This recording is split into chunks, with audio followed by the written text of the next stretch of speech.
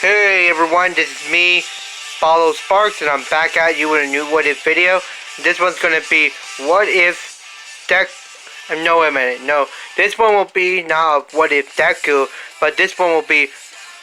We all know about the creepypastas, right? All the creepypasta characters. Well, this one's gonna be one specific creepypasta character. This one's gonna be my Halloween special. This one's gonna be my Halloween special of what if the Bloody Painter was a vigilante, part 1. And the way this is going to work, there will be twists. I mean, John is still going to be abused as a kid, but here's something, here's this big twist.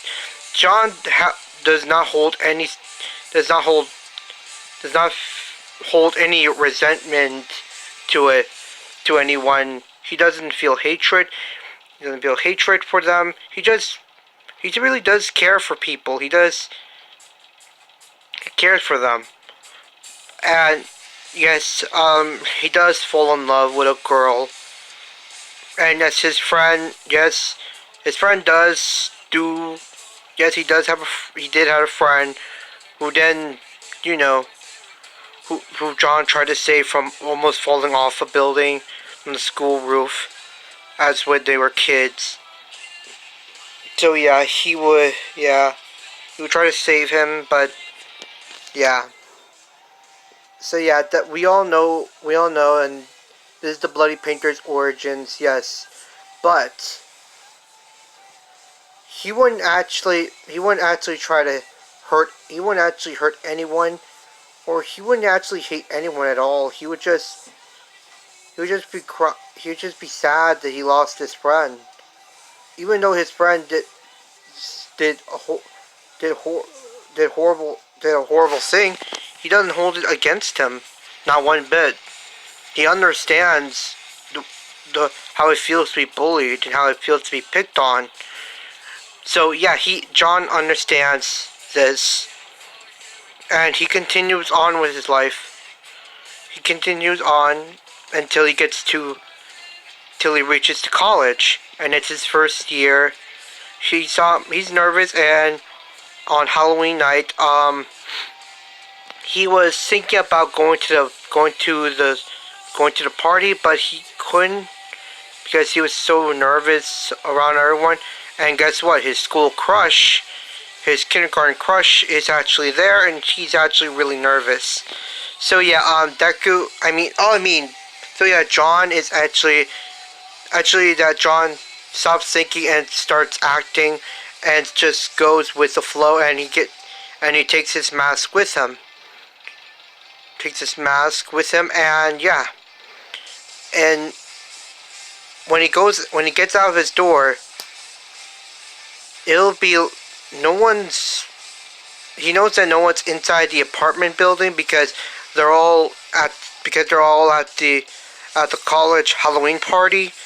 At the Halloween party, all of them, including the staff and faculty members. But then when he enters the building, he sees someone down, and he thinks that this may be a drunk, and he knows that person. But then when he turns him around, he sees his face cut, and he's actually dead. He's actually dead already. And he's saying, "What the hell? What is going on? What happened?" And he would proceed inside the building, and he will find dead bodies. And one that's been rammed through a window. Wait a minute, that's Jack. What the hell happened in here? What is going on? Why is this happening? Wait a minute. I don't know. I forgot the girl's name. That the girl he fell in love with when he was a kid in kindergarten. Yeah. So I kind of don't know her name. So I forgot. So yeah. John. So we'll just dub her the name Alice. No, wait a minute. Alex, and and then he will hear a scream, and he will say, "Wait, that's Alex's voice." And he proceeds, and he hears it, and he goes over to the gym, and he sees a man, and this man is Jeff the killer, who is about to kill her. But then John, he throws a paint. He throws. Let's just say he throws like roll of tape at the guy, and it hits his head, and he said, and Jeff says, "That really hurt. You could have really destroyed my beautiful face. Who are you?" My name's John. What are you doing?" "Oh, I'm just having a little. I'm just making these people beautiful. Don't you understand? I'm making them beautiful. Beautiful? This isn't beautiful. You're killing people for no reason. Just tell the truth. You enjoy this, don't you?" Once you think about it, yes, I do enjoy killing these people. They're not worthy to be in my presence. And you know what? Neither are you. And so is this girl. Stay away from her now. Alice would say, "No, just get out of here. I'll get out of here. He's out. He's only want to kill me. Just leave and call for the authorities." And John would say, "No, I can't. I can't let you just sacrifice yourself like that." And John, he just puts on his mask, and Jeff will say, "Why are you putting on that stupid mask for?" This was the mask I wanted to show off. But now I just can't bear to look at this. At you. You hideous monster. And Jeff, you'd be offended by this. "Okay, I'm gonna kill you." And Jeff will lunge right at John, and John would would practically do like a big jump. Probably do a big jump do a big backflip, and Alice would be surprised because she'd never seen John actually take any interest in acrobatics or anything like that. And she doesn't really know anything about John. She's only known him since they were kids. People always talked about him, like how creepy and how weird he is. Yeah. So yeah, John, he is like evading Jeff's like attacks, like lethal attacks. He has, after all, Jeff, the killer has a knife with him. I'm getting tired of this cat and mouse game. If you won't do this for real, then Jeff perceives he's about to throw the knife right at Alex, and then he would actually be in the way of the knife, and the knife would impale him through his stomach.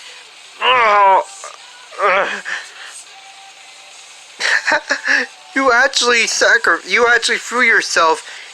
You actually threw yourself for that girl. John, are you okay? I'm okay. Just gotta get the knife out of me. And he does. And Jeff, just face it. You're gonna die anyway. With that fatal wound, you really will die. I won't die just yet. And Jeff, he has the knife in his hand that he just grabbed out of his gut.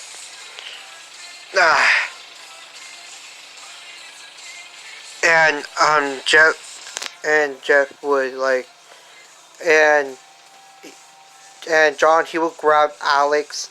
He would grab Alex by the hand. After that, he would carry her. He would grab and carry Alex out of the gym, and Jeff would say, "Where are you going?" And he would throw the knife back at Jeff, cutting Jeff's face, by only by his cheek. Ah, my beautiful face! My face, it's ruined. I swear I'm gonna find you and I'm gonna kill you. You can't run.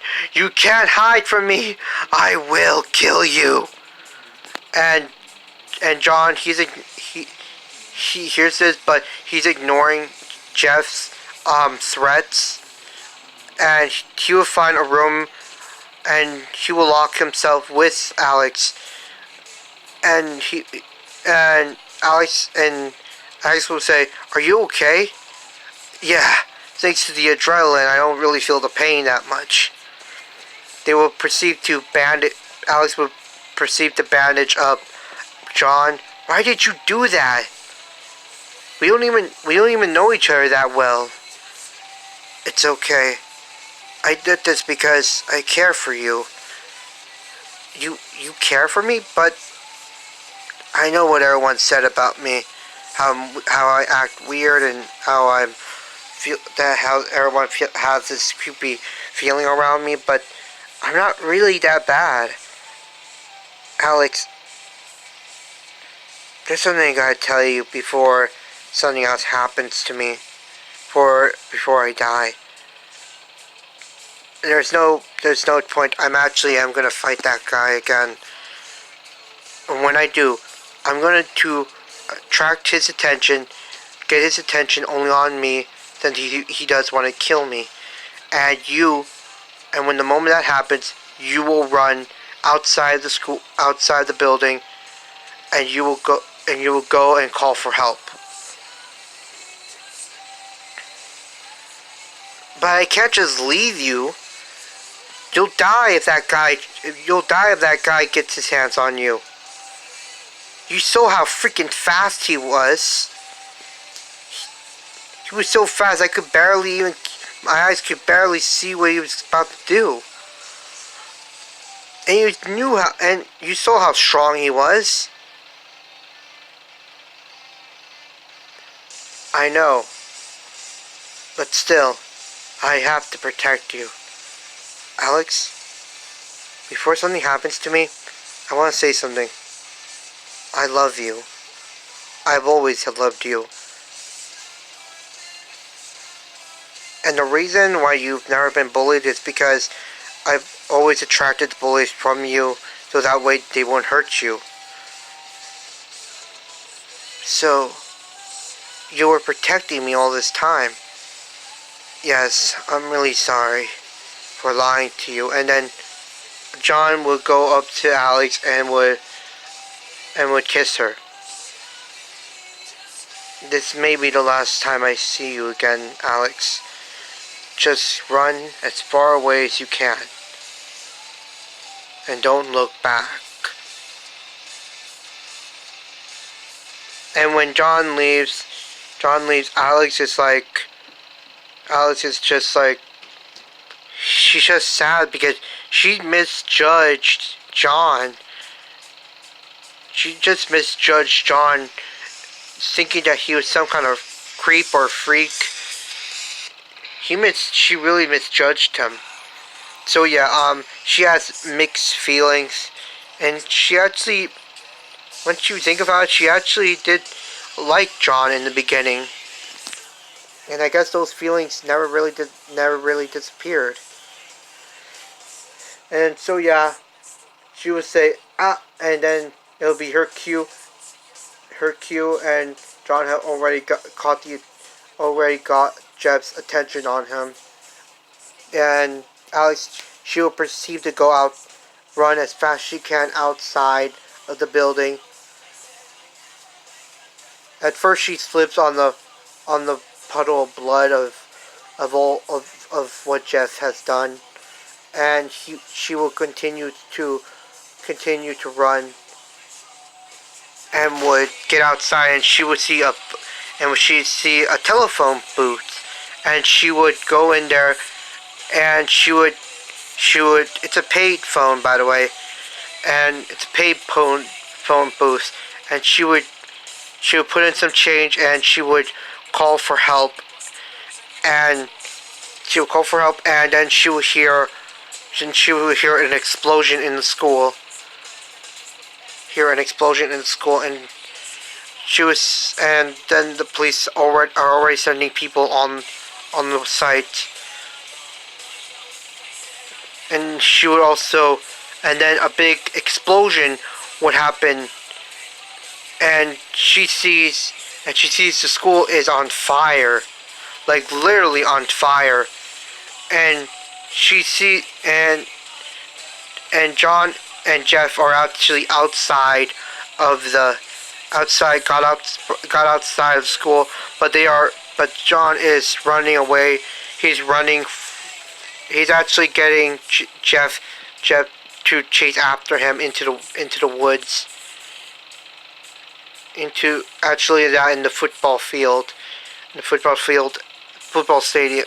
field, and they will continue their little scuffle, their little fight, and John, he's actually holding his own against Jeff, even though he has a fatal wound. He has a stab. He's been stabbed in the gut, and he's trying to make sure he doesn't get stabbed in again. And Jeff and John was actually pushing back Jeff really good now. And now he has Jeff, and he's about to kill him. But then Jeff does something, and he like pulls a little trick, and will throw red paint at John's face. No, he would actually kick him in the gut, and Jeff will feel the pain because he's been stabbed, because he was impaled there. And he says, "I don't feel like getting killed today, so I'm just gonna leave." "Wait! No, I won't let you leave. Get back here." "I can't do that. There are so many things I want to do. So, bye-bye."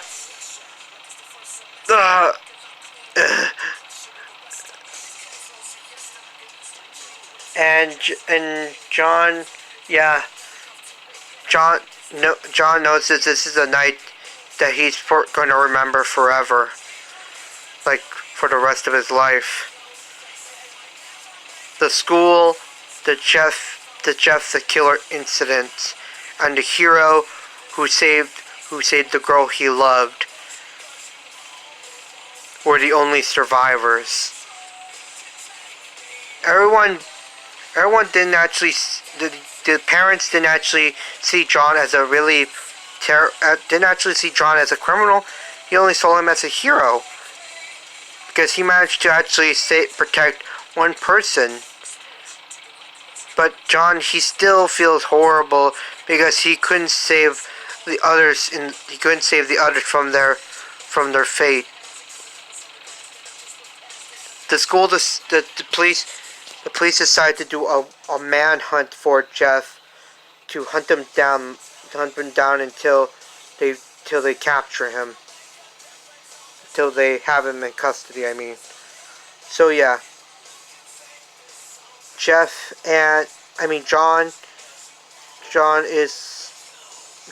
and Alex are now engaged. A few years later, they get married, and they have a child. But John, he knows that this isn't going to be the last time, because he knows Jeff is out there. He knows that Jeff is waiting. So yeah, this is where we're going to leave it off here for now. And thank you guys for watching part 1 of What If Jeff was a vigilante. So thank you everyone.